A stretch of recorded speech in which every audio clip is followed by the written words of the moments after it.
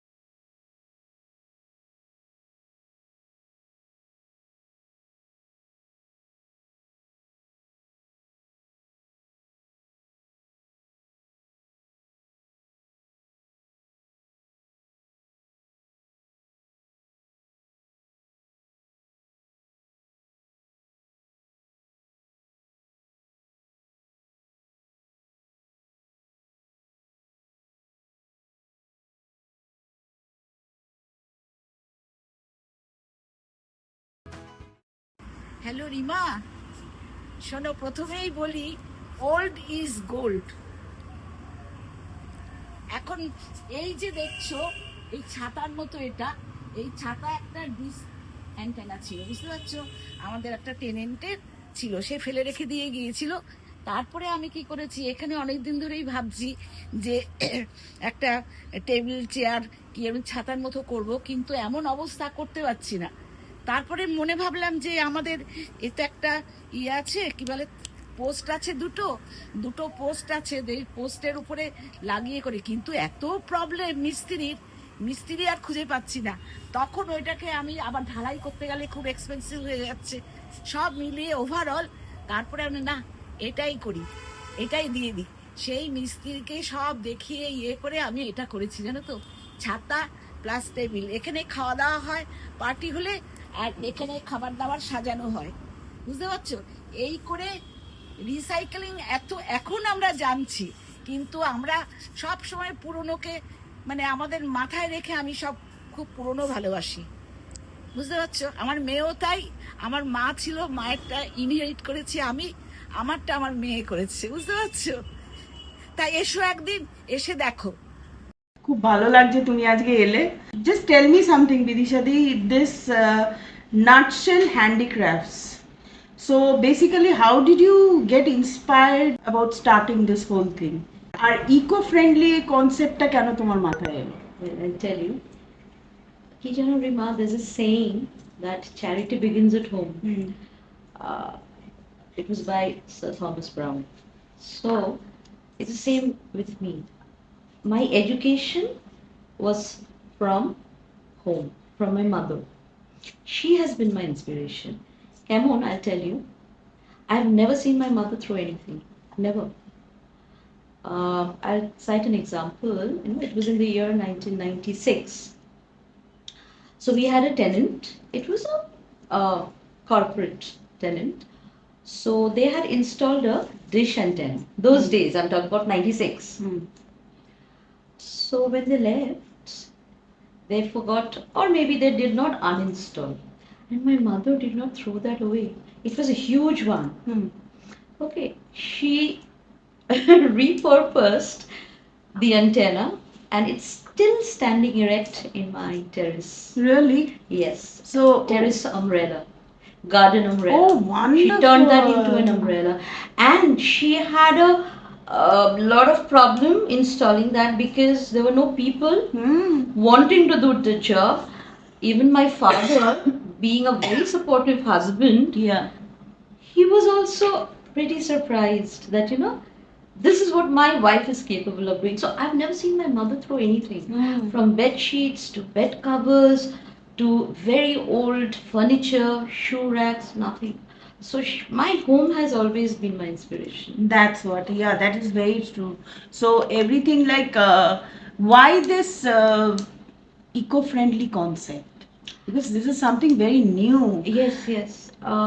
When I started. Only because the waste materials are increasing in number and people are creating dirt. Mother Earth is bleeding. Yeah. It was oozing. Post COVID, it has started bleeding. So it's high time that we become conscious.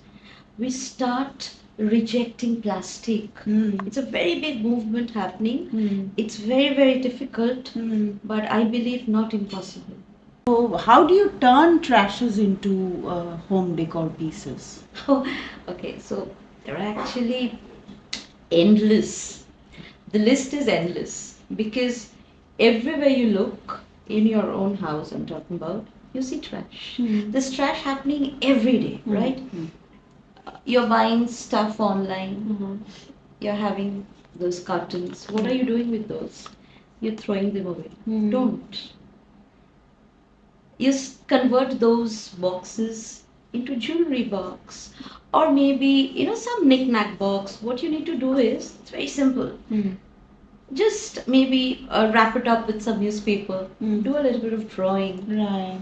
do a little bit of painting, and the best part about it is your children, they learn not to throw away trash.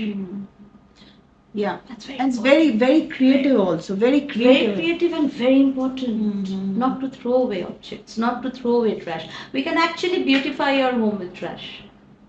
What is your favorite upcycling ideas for small spaces, like a small one? I'll tell you.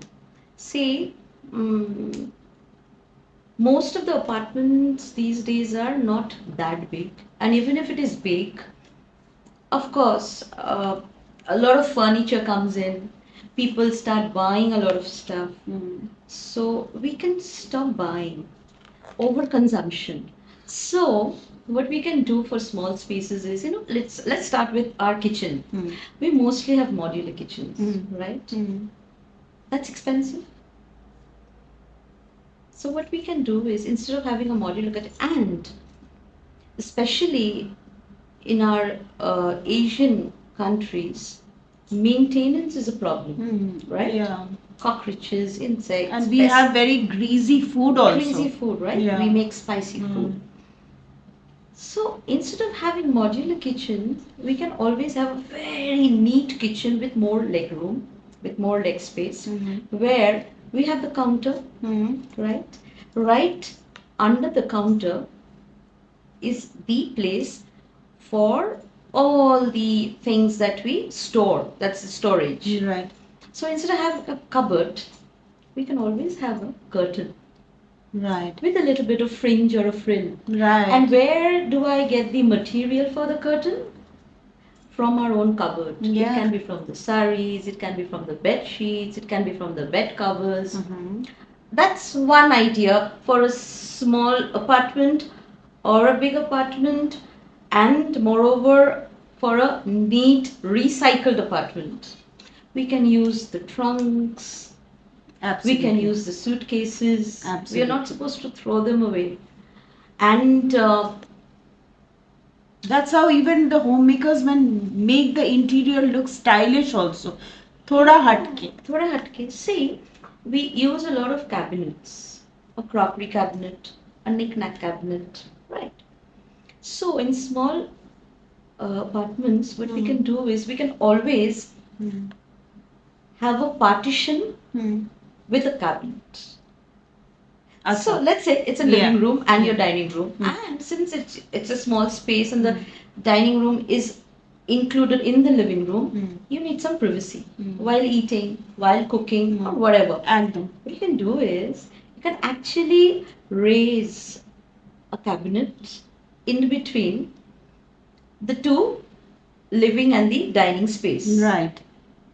And so there you can accommodate your stuff also, and at the Yes. same time create a Yes. space of privacy for yourself. Privacy and the ambience, the style is beautiful. Right. And you don't have to, for a partition, we usually do what? People usually buy those collapsible wooden or maybe fiber partitions from the market. Don't do that. You can make it yourself. Yeah. It can also be a book cabinet. Right. Or it can be a So you combined. basically, what you suggest is turning a trunk into a... No, turning a trunk into a center table. Yeah. Or maybe a storage. Right. Trunks, we throw away trunks. Yeah. But no, trunks should always be repurposed for storing. And, It to gives add you... on beauty, do a little bit of drawing. And at the same time, keep the ancient thing that your you're grandmother and restoring. mother has actually used at one point of time. Yes. Yeah, You're getting to restore. Absolutely. So while you're in this industry, so what is the biggest challenge that you've faced while recycling material in design? Manpower, Reema. Manpower is the biggest challenge. Yeah. Manpower is... Because this is a kind of job which is a little out of the box. Let's say a carpenter. So this gentleman, he has been doing furniture his own way with his own specific tools and dimensions, blah blah, right? Suddenly I tell him, you have to convert a bitumen drum into a roadside bench. So he's like, that's impossible. I don't know the know-how. So I tell him, I'll teach you. He's reluctant because it's time taking. It's laborious. And it's out of the box. They don't want to learn. Most importantly, they are not conditioned in that Not at manner all. to think more than what they've done. Yes. And the younger generation, they don't have the patience to. Right, absolutely. So in that's that case, do you in future also intend to train people on all this?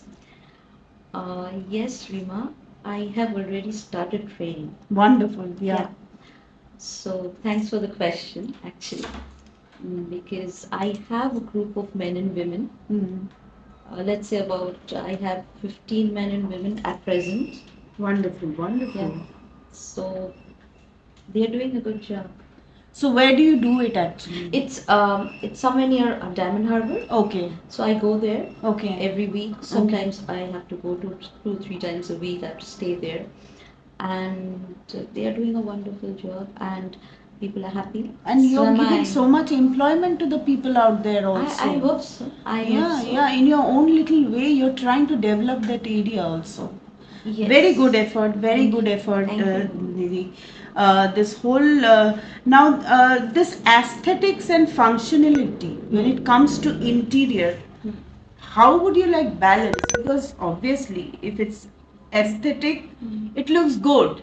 But looking good is not everything. It has to be functional also. 100%. Yeah. So how do you balance it? Yeah. That's very important.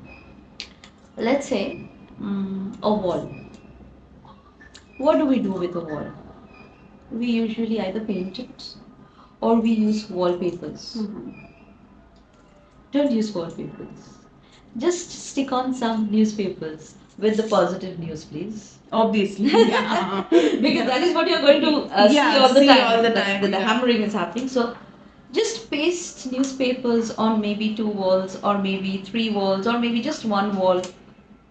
So you're not dumping the newspapers. Bidisha, again what I see is you can effortlessly do that job. But when it comes to a normal man's ideology, sticking a newspaper would not be a very good idea. But at the same time, it's not just the newspaper. We also have to keep in mind that everything out there present has to go in sync with that newspaper. Absolutely. So that is where your job is very, out of the box. Thank you. Yeah. So newspapers goes very well with different kind of curtains. What kind of curtains? Again, saris. Very old saris. Banarasi saris, silk saris. You know, if you can actually have those, what we do is we buy fabrics and we go to the tailor. So let's not buy the fabric. Trust me, Rima, if you open your cupboard, you are bound to find the pieces. Absolutely. I do have a sari till the Same. date. I remember I told you one day that I'm going to give you a sari of my mother that Yes. actually, but till date I could not pass Yes. it on to you, but this time I'm going to make Please. sure that it goes to you. Please. And It just changes the look. You know, just imagine a and at the newspaper same time wall. the remembrance of my mother is also there. Yes. The touch of her. The touch, the feel. Absolutely. It's always with you. So it definitely makes a lot of difference. Yeah. And I being a very emotional and a sensitive person, I You always are. like to cling to these things actually. So, interiors can, the kind of interiors that you design or the artifacts that you make, are they affordable for everyone? 100%. 100%. See, like for instance, the wine bottles. Turning wine bottles into planters. Okay. Number 2, turning wine bottles into oil dispensers in the kitchen. What you need to do is just buy a few cork caps, which is available easily in the market. And you can have 2, 3, 4 bottles in the kitchen. Wine bottles, which are nothing but oil dispensers. Yes. So is it not affordable? You're not having to buy anything from the market. Absolutely. So, you know, everything is inexpensive if you actually know the, the Art of putting life into it. Yes. Absolutely. So, what are the top home decor trends in 2025? Which is eco-friendly at the same Which is time? eco-friendly, of course. One trend which I will always talk about, and that is plants. See, it is not always possible to buy expensive plants or maintain plants. But trust me, Reema, the so-called money plant, Money plant. that's yeah. the colloquial, pothos, or Reem or the E or Reem, that's the scientific name, whatever. So, just add a touch of green in every space. Absolutely. It changes It the whole changes. area. It just changes, be it your kitchen, be it your bathroom. It becomes so soothing to the eyes. Yes, and it, of course, you know, the kind of energy, the kind of aura it gives, nothing else can. So, plant is very, very important.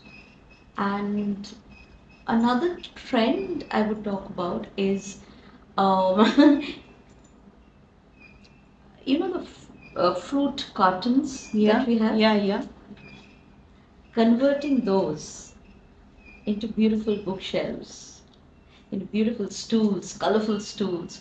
All you need to do is go to the market, go to the fruit market, tell them, please don't throw away the boxes. Once it's done, they tend to dump. After maybe, let's say, 1 year or 1.5 years or 2 years, don't dump. You go to them, collect them, and turn into vibrant furniture. Bookshelves, stools, center tables, and also sofa sets. Wonderful. So tell us about a project that has been really interesting with the waste materials that you've gathered. The Zero Waste Shop of Newtown. I'm privileged to work there, and the best part about that particular project was it was exterior, the facade, and behind the Zero Waste Shop there's a park, and I got the opportunity to do up the park with all recycled items. You know, that is where I turned bitumen drums into sofa, colorful. I turned huge trunk tires into seesaws Wow. where children still play, Wow. you know. And I made a tree, and the leaves were made with the spikes of a bicycle, Wow. and the branches were made with sleeper wood. So that was very, very interesting, and I loved working there. And another place which that's very interesting and important, that was very recent, about 2.5, 2 years back. Right. A gentleman comes up to me and tells me, I have a corporate office and I want to do it up in a different way. So I said, why have you come to me? So he tells me, because I want to use all reused items and I want to give a different look and feel. And what he wanted is, he wanted to have a wall where he wanted to put up all his awards and everything together. Yeah. So I used 3 branches, and every branch I had a glass shelf where he Each separately and everything could be displayed. displayed all the awards, and he was very happy. Wow. So yeah, that gave me That's a lot again of very, very innovative. Very thank you, innovative. and it How do you educate your clients about eco-friendly products and their uses and their benefits and whatever? well, Rima, we are all educated in our own ways. We are all educated. It's just that we need to keep our eyes, ears, and the mind open. Because you look around and you get to see the trash. And I repeat, if you keep your mind open, you will be able to recreate. For instance, coconut shells. What do we do with it? We throw them away after using the coconut, the pulp. Don't. When your guests come, let's say you're serving some dry snacks. Okay, yeah. Just, and that looks smart. Aesthetic also. Yes. Quirky. And it's definitely different. So, we just need to keep all the, it's just a small piece of advice. I don't want to educate anyone because, as I said, we're all educated in our own ways. So, is the 3 R's that we have to keep in mind, 3 R's of environment. That is reuse, reduce, and recycle. So, if we reuse, by default, we are reducing waste, aren't we? Absolutely. And then Making use of it. making use of it, and then giving it a new look, keeping in mind to give it a new dimension is recycling. New purpose is recycling.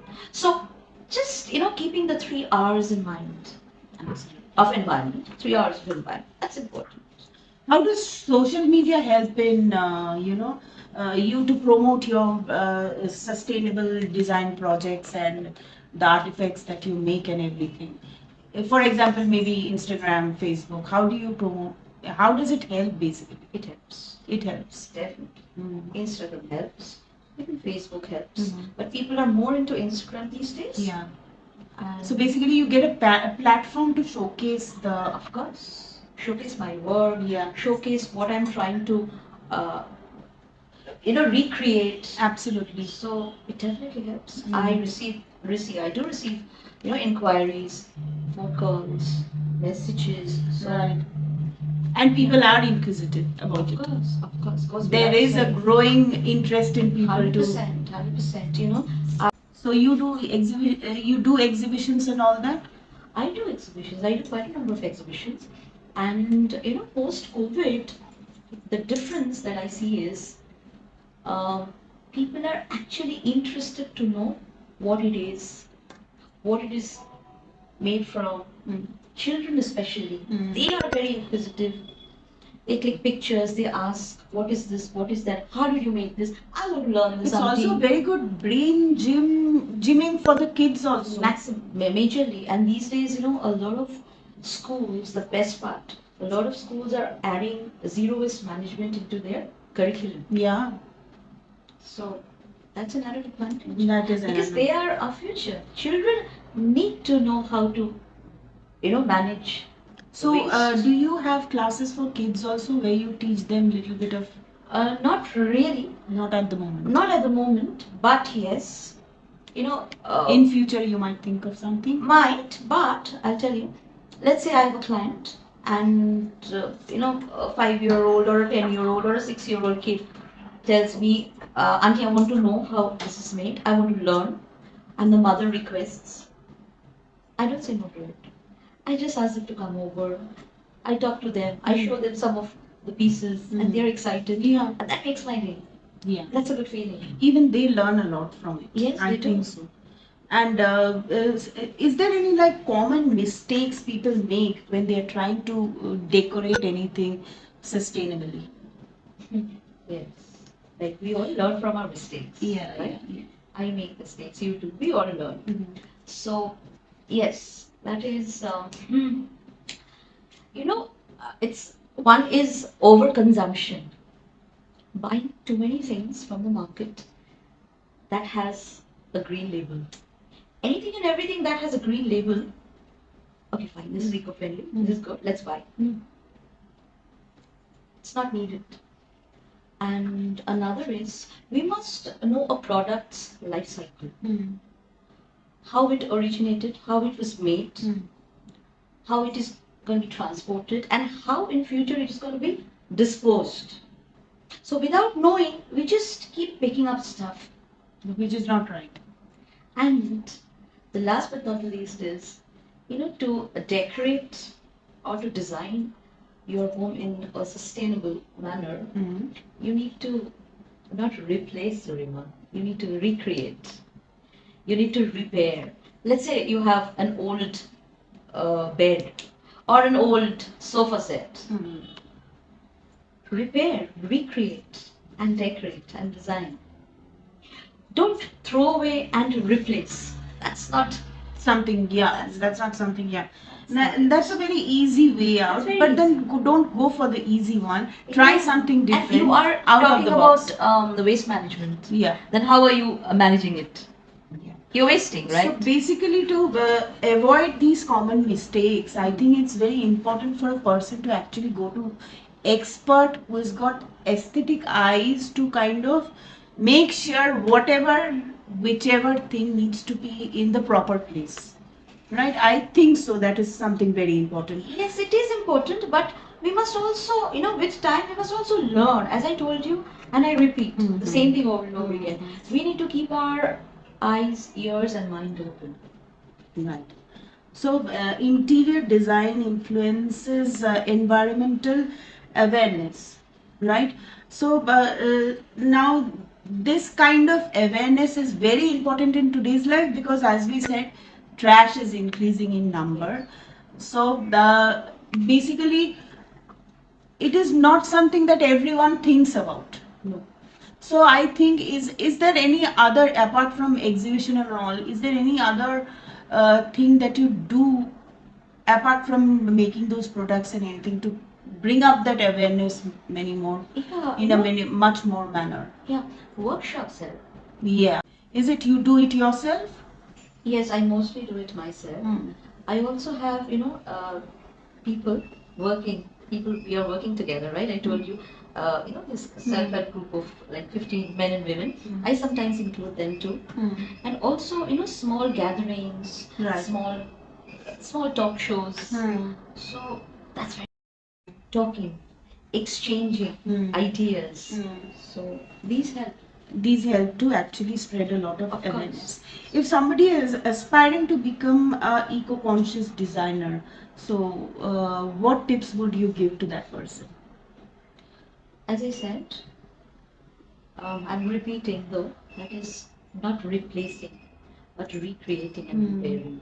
That is So you'll have to have that mindset of creating something. Of course. Mindset of creating something, and also the mindset of not thinking anything to be trash. Nothing is trash. And also adding an aesthetic touch to it. Yes. Nothing is to be thrown away. If you can get that drilled into your system, then trust me, it becomes easier for you to do sustainable designing. Last but not the least, Didi, what future do you see in sustainable interiors in India? Good. Because since I move around, I do exhibitions, I meet people, there's a change. Especially, our children, the younger generation, they have a lot of questions. I give an example. Kids, when they come to my exhibition, to my store, they want to buy those newspaper pens and pencils. And they literally use those. So definitely, our country is Evolving that way of also. course, our country is evolving. It's like, let it take small steps. Now it's not crawling anymore; it's walking. Someday, our country will develop. What I've heard personally, Didi, you're a very ardent follower of Aurobindo, Sri Aurobindo. Right. So has Sri Aurobindo, visiting Sri Aurobindo ashram, being a part of that ashram for a month's time every year, voluntarily servicing, had that impacted in any way in the job that you're doing today? 100%. In what way? 100%. It's been almost 20 years that I've, not 20 years, 19 years that I've been going to Pondicherry every year without a fail. And the Pondicherry ashram, the guest houses, the people, the homestays, their way of living, their way of thinking has gotten me here to think how to actually not throw anything, utilize everything. That is where I learned it from. That's my root. In the year 1996, I saw my mother, my own mom, my mother reusing that Dish antenna, turning it into an umbrella. in an umbrella, and that's still standing strong and erect in a terrace. Come over one day. Yeah, Reema, I will. and I will you will definitely. enjoy a cup of tea. And here, when I go to Pondicherry, I see nothing goes waste. Nothing. So it Again, has that taught me to evolve. That's my zone where I learned. Not to forget, Bidisha Di has also got a wonderful B&B in heart of Salt Lake. She has again designed it in her own way, and she has recycled each and every furniture out there very intricately, and that is also something worth viewing. I'm sure your people who come and stay there must be having a different experience altogether, Bidisha Di. Yeah, I feel obliged. I feel very, very grateful that I could do such a thing because the house is built by my father. The concept of guest house was started by my mother, and therefore, my brother and myself, we can actually go ahead with it.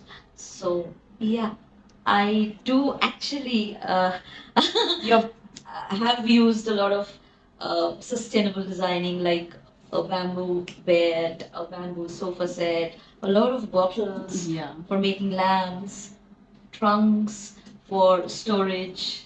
And yeah, that's As it. far as starting B&B is concerned, another thing is I also run my business. I have my own B&B in Newtown as well. And not to forget, she is the person who motivated me to come to this business. And if at all today I'm anywhere, she has a lot of contribution in Oh, that. Reema, Thank you so much, Bidisha I'm Di. glad. It was I feel- wonderful talking Same to here, you. same here. Last thing, if you want to say anything to our guests, please go ahead. Okay, so all I want to say, all I want to share is we must all think eco-friendly. We must all, you know, keep one thing in mind, and that is think of our future, our children. So if we start at home, if we start waste management at home, it is them who will learn from us because they are the future. So let us all go green. Let us and have Wonderful. plants Wonderful. everywhere. Absolutely. We all go green. We all go green.